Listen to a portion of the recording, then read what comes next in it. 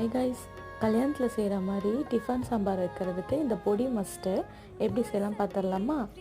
அரை கப்பு தனியா, 1/4 கப்பு துவரம்பருப்பு, 1/4 கப் உளுத்தம்பருப்பு, 1 ஸ்பூன் மிளகு சீரகம், 5லேருந்து 6 மிளகாய் எடுத்திருக்கேன். நீங்கள் காரத்துக்கு ஏற்ற மாதிரி கூடவோ குறைக்கவோ செஞ்சுக்கோங்க.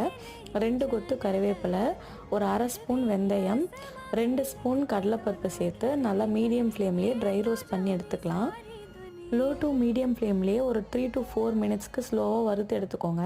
அப்போ தான் எல்லாமே ஒரு சேர வறுப்படும்.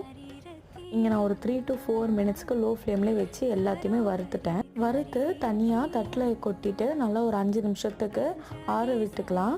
ஆறிட்ட பிறகு மிக்ஸி ஜாரில் ட்ரான்ஸ்ஃபர் பண்ணிவிட்டு 1 ஸ்பூன் பெருங்காயத்தூள், 1 ஸ்பூன் கல் உப்பு வச்சு நல்லா மிக்சியில் அரைச்சி எடுத்துக்கலாம். சாம்பார் ரெடி ஆகிட்ட பிறகு இந்த பொடியை ஒரு 3 ஸ்பூன் சேர்த்து 2 நிமிஷம் கொதிக்க விட்டு இறக்குனா போதும். மணக்க மணக்க கல்யாண சாம்பார் ரெடி ஆகிடும்.